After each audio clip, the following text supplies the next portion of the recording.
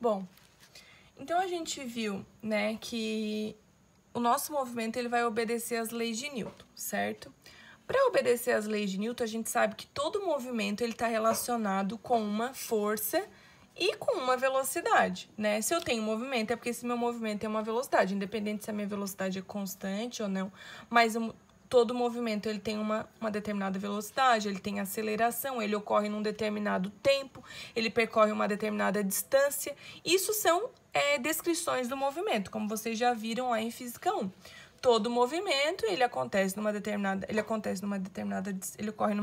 distância, um determinado tempo, ele tem uma velocidade associada e ele, além disso, ele tem uma aceleração, e se tem aceleração e a minha partícula ela tem uma massa, eu acabo tendo uma força.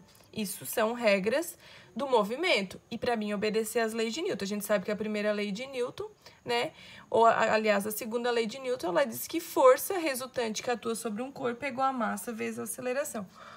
Bom, o que eu quero formular com essa ideia aqui? Então, é o seguinte, a gente tem aqui uma caixa cúbica, que seria esse desenho aqui, e dentro dessa caixa cúbica, tá? Vou colocar aqui para vocês aí, depois eu vou desenhar ela. Nós temos uma caixa cúbica com aresta L, tá? E dentro dessa caixa eu vou ter uma quantidade de mols, né? Tem um determinado número de mols. E essa minha partícula aqui, né? Que tá foi colocado, claro, num tamanho para poder compreender.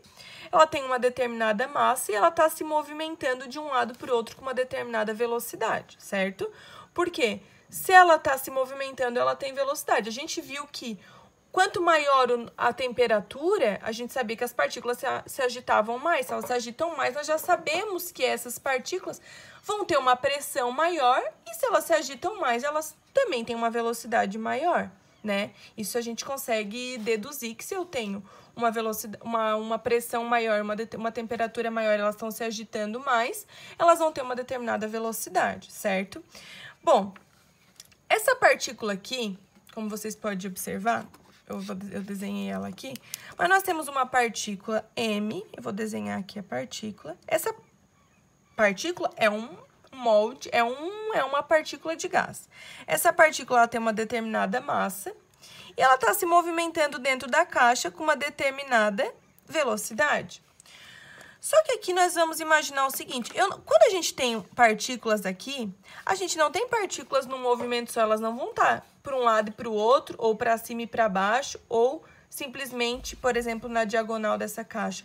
Elas vão estar se movimentando. Se essa partícula bate nessa parede, ela pode adquirir um movimento para cima, um movimento para baixo, para o lado, para o outro, quando ela se choca com outra partícula, por exemplo. Então, eu tenho um movimento em todas as direções. A gente tem aqui o eixo X, temos aqui o eixo Y e aqui o eixo Z, certo? Essa minha caixa cúbica, ela tem aresta L, ou seja, aqui eu vou ter uma determinada área, essa área aqui a gente chama, se a área de um quadrado, né, é base vezes altura, então teria uma área L por L, e o volume dessa caixa seria L vezes L vezes L, que daria L ao cubo, certo? O que é importante a gente saber aqui? Qual que é a relação entre a pressão exercida pelo gás sobre as paredes da caixa e a velocidade das moléculas? É isso que eu quero saber. Qual a relação entre a pressão que eu estou fazendo, né, com as paredes da caixa e a velocidade da partícula? Qual é a relação disso? A gente sabe que as moléculas de gás no interior da caixa, elas estão se movimentando em todas as direções e com várias velocidades. Elas colidem umas com as outras e também com as paredes, porque aqui eu desenhei uma, mas a gente tem N, né? A gente tem várias partículas aqui dentro. E cada partícula está chocando-se entre si e entre as paredes. E cada vez que elas se chocam entre si, elas adquirem movimentos diferentes. Adquirindo movimentos diferentes, elas adquirem velocidades diferentes. Isso é fato, né? Então, qual é a relação disso? A gente não pode dizer, por exemplo, que... Vou tirar o livro aqui para ficar mais fácil. Eu não posso dizer, por exemplo, que essa minha partícula, ela vai ter apenas uma determinada velocidade num determinado eixo. Eu não posso dizer, porque a minha partícula, ela se move no eixo X, no eixo Y e no eixo Z. Ela está se movimentando em todos os eixos. A gente tem os 3 eixos aqui. O que a gente pode considerar? Que essa minha partícula ela tem uma determinada velocidade no eixo X, ela tem uma determinada velocidade no eixo Y e ela tem uma determinada velocidade no eixo Z. Eu tenho velocidades em todas as 3 direções, eu não tenho velocidade apenas numa direção. Só porque, imagina a gente fazer um cálculo disso, considerando que eu vou ter que calcular qual é a velocidade dela no eixo X, qual é a velocidade dela no eixo Y e qual é a velocidade dela no eixo Z. Não faria sentido agora, porque os cálculos seriam muito complicados, a gente passaria 1000 vezes mais trabalho. Então, por isso surge o que a gente chama de velocidade média quadrática, que nós vamos chamar de VRMS. Esse VRMS nada mais é que a velocidade média quadrática, que é diferente da velocidade média. São coisas diferentes. Uma é a velocidade média. A velocidade média é eu somar a velocidade no eixo X, mais a velocidade no eixo Y, mais a velocidade no eixo Z e dividir por 3 teria uma velocidade média. A velocidade média quadrática, esse RMS, vem de root mean square, que significa, né, valor médio quadrático. Esse RMS aqui, tá? Vou botar aqui para vocês o que é. Root mean square, que é o valor médio quadrático do inglês, tá?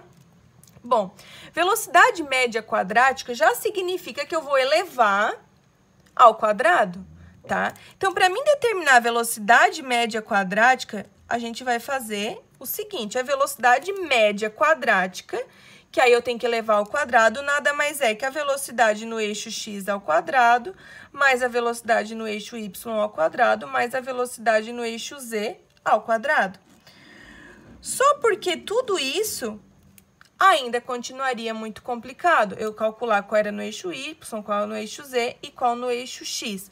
Então, a gente determina apenas um valor que a gente vai chamar de velocidade média quadrática, vai ser a velocidade, esse VRMS, que nada mais vai ser que a velocidade média quadrática. Então, a gente vai trabalhar sempre com a velocidade média quadrática das partículas, e não com a velocidade que ela vai ter no eixo X, nem a velocidade que ela vai ter no eixo Z, nem a velocidade que ela vai ter no eixo Y. Nós vamos trabalhar com a média disso tudo, tá? Então, nós vamos trabalhar com a velocidade média disso tudo, certo?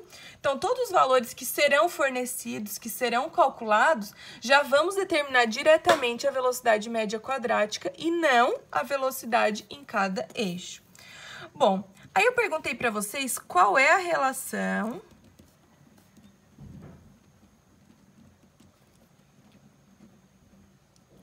entre a pressão exercida pelo gás sobre as paredes,